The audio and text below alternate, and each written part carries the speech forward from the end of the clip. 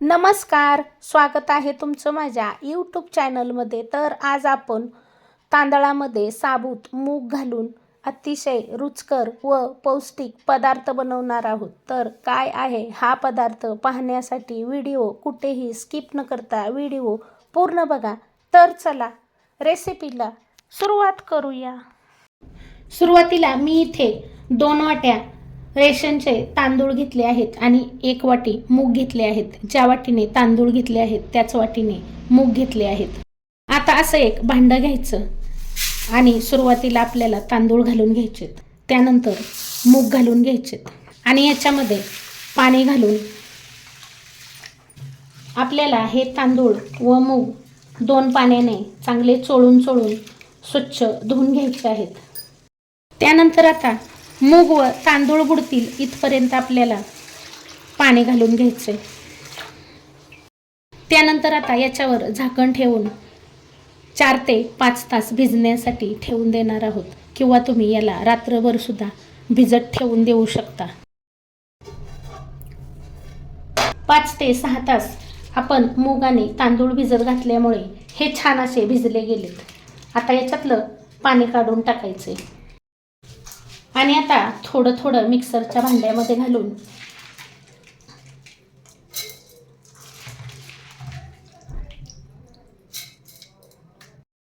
याच्यामध्ये थोडं पाणी घालून याला चांगलं बारीक वाटून घ्यायचं. जसं आपण इडली डोश्याचं वाटण वाटतो त्या पद्धतीने अगदी बारीक वाटून घ्यायचंय. तर अशा पद्धतीने बघा थोडं पाणी घालून हे तांदूळ आणि मूग छान असं बारीक वाटून घेतलंय. जसं आपलं डोश्याचं पीठ असतं ना त्या पद्धतीने तयार करून घेतलंय. अगदी परफेक्ट प्रमाणात तयार झालंय. तर बघा आतापर्यंत मी तुम्हाला सांगितलं नव्हतं की आपण नेमकं काय बनवतोय. तर आज आपण बनवतोय तांदूळ आणि मुगाचे कुरकुरीत आणि अतिशय पौष्टिक डोसे. तर आपलं जसं डोश्याचं पीठ असतं ना त्या पद्धतीने हे पीठ तयार करून घ्यायचंय आणि आपल्याला आता हे डोसे लगेचच बनवायचेत. आपण याला फर्मेंट वगैरे करायला ठेवणार नाही किंवा याच्यामध्ये इनो सोडा सुद्धा वापरणार नाही. तर आता फक्त एक 5 मिनिटासाठी आपण हे पीठ झाकण ठेवून साईडला ठेवून देणार आहोत आणि डोश्यासोबत खाण्यासाठी एकदम मस्त अशी चटणी बनवणार आहोत. आज आपण खोबरे शेंगदाण्याची चटणी न करता मस्त अशी कांदा टोमॅटोची चटणी करणार आहे. तर सुरुवातीला मी 1 चमचाभर तेल घातलंय आणि त्यानंतर याच्यामध्ये रफली चिरलेला कांदा घातलाय. आता कांदा 1 मिनिटभर आपल्याला फुल गॅसवर भाजून घ्यायचा आहे. 1 मिनिटभर बघा कांदा भाजून घेतलाय. आता इथे मी 1 टोमॅटो रफली चिरून घेतलाय आणि 10-12 लसणाच्या पाकळ्या घेतल्यात. आता हे सुद्धा आपल्याला 1 मिनिटभर फुल गॅसवरच परतून घ्यायचं. नंतर इथे सुकलेल्या 5 ते 6 लाल मिरच्या कट करून घेतल्यात, त्यासुद्धा घालून घ्यायच्या. 1 चमचाभर मीठ घालायचं आणि आपल्याला आता हे फुल गॅसवर 1 मिनिटभर छान असं परतून घ्यायचं. तुम्हाला वाटेल मिरच्या जास्त घातल्या आहेत, पण या मिरच्या तिखटाला कमी आहेत म्हणून मी मिरच्या थोड्याशा जास्त घातल्या आहेत. आणि मीठ यासाठी घालायचं की मिठामुळे आपल्या कांद्या व टोमॅटोला पाणी सुटतं आणि टोमॅटो छान मऊ होतो. आता हे 1 मिनिटभर फुल गॅसवर परतून घेतलं की गॅसची फ्लेम एकदम स्लो करायची आणि याच्यावर झाकण ठेवायचं आणि 1 ते 1.5 मिनिट आपल्याला कांदा आणि टोमॅटो शिजवून घ्यायचेत. 1-1.5 मिनिटे बारीक गॅस करून कांदा टोमॅटो छान असा शिजवून घेतलाय आणि तुम्ही पाहू शकता आपल्या कांदा टोमॅटोला मिठामुळे पाणी सुटलंय आणि कांदा टोमॅटो एकदम मऊ पडलाय. असा कांदा टोमॅटो शिजवून घेऊन चटणी केली ना तर चटणी खायला खूप सुंदर लागते. आता याच्यामध्ये पाव वाटी फुटाण्याची डाळ घालायची.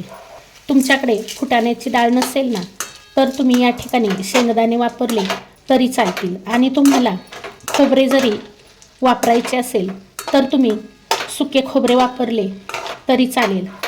आता पुन्हा याला थोडंसं असं मिक्स करून घेऊया आणि गॅसची फ्लेम बंद करून हा कांदा टोमॅटो आपण थंड करून घेऊया. आता बघा हे आपलं मिश्रण छान असं थंड झालंय. आता हे आपण मिक्सरच्या भांड्यात काढून घेऊया. मिश्रण थंड झाल्यावरच वाटून घ्यायचंय बरं का.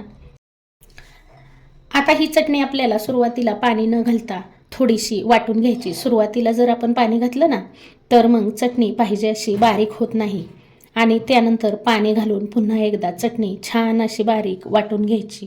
तर इथं बघा थोडंसं पाणी घालून ही चटणी अगदी छान अशी बारीक वाटून घेतली.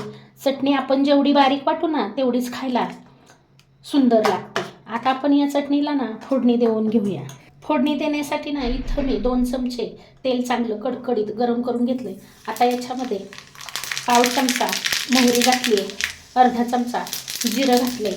आता जिरं मोहरी छान तडतडली की लगेचच आपण ही फोडणी या चटणीमध्ये घालून घ्यायची आणि छान अशी मिक्स करून घ्यायची. तर मी सांगते म्हणून तुम्ही एकदा अशा पद्धतीने चटणी करून बघा, खायला अतिशय सुंदर लागते. तर इथे आपली मस्त अशी कांदा टोमॅटोची चटपटीत चटणी तयार झाली. बघा कलरसुद्धा किती सुंदर आला आहे. तर आता तयार झालेली चटणी बाजूला ठेवूया आणि आपण डोश्यासाठी तयार केलेलं बॅटर बघूया. आपली चटणी करेपर्यंत आपलं बॅटर चांगलं भिजलं आहे.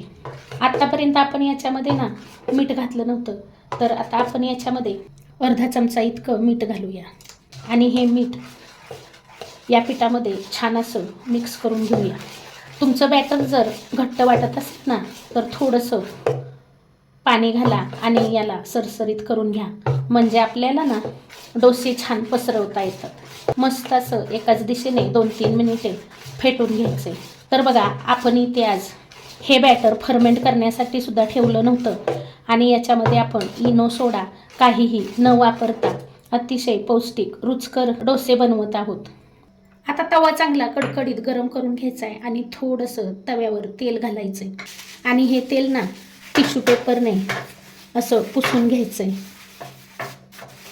त्यानंतर तव्याचं टेम्परेचर कमी करायसाठी तव्यावर थोडासा पाण्याचा हापसा मारायचा आहे आणि पुन्हा टिश्यू पेपरने तवा छान असा पुसून घ्यायचा आहे.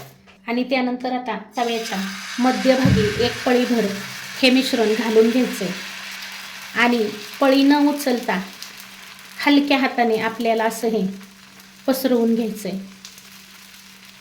तुम्हाला ज्या आकाराचा डोसा बनवायचा आहे ना त्या आकाराचा तुम्ही डोसा बनवून घ्या.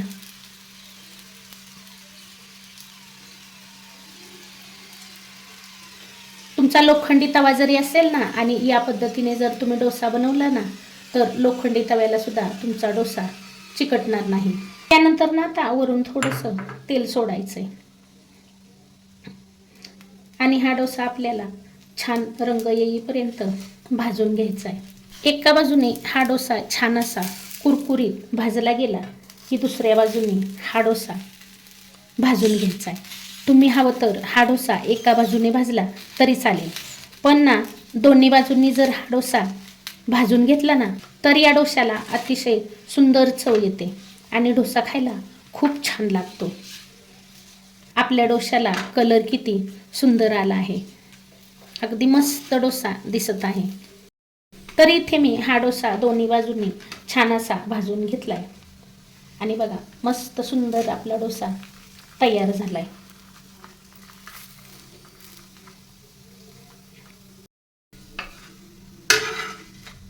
वाव, किती सुंदर आपला डोसा तयार झालाय. आपण मुगाचा वापर केलाय ना त्यामुळे या डोश्याला हिरवा कलर आलाय. आता तुम्हाला प्रत्येक वेळेस तव्याचं टेम्परेचर कमी करायची गरज नाही. बघा एकदा का पळी लावली ना की पळी पुन्हा उचलायची नाही आणि असा मस्त हलक्या हाताने डोसा पसरवून घ्यायचा आहे.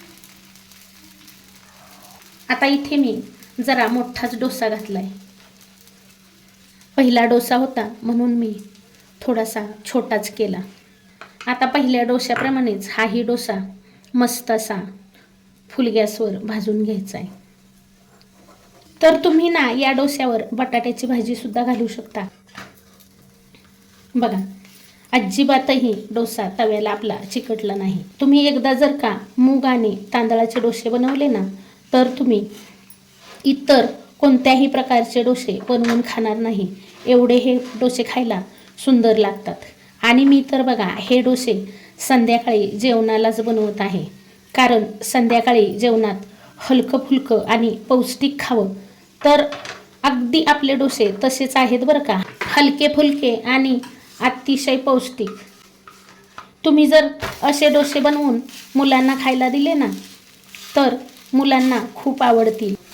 किंवा तुम्ही सकाळी सकाळी जरी हे डोसे बनवले ना, तरी अगदी पटकन तयार होतात.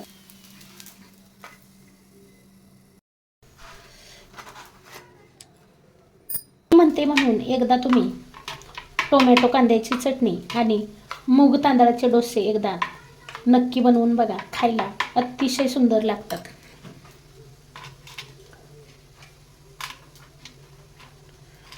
तर तुम्हाला माझी आजची रेसिपी कशी वाटली कमेंट करून सांगायला विसरू नका. रेसिपी आवडली असेल तर एक लाईक जरूर करा.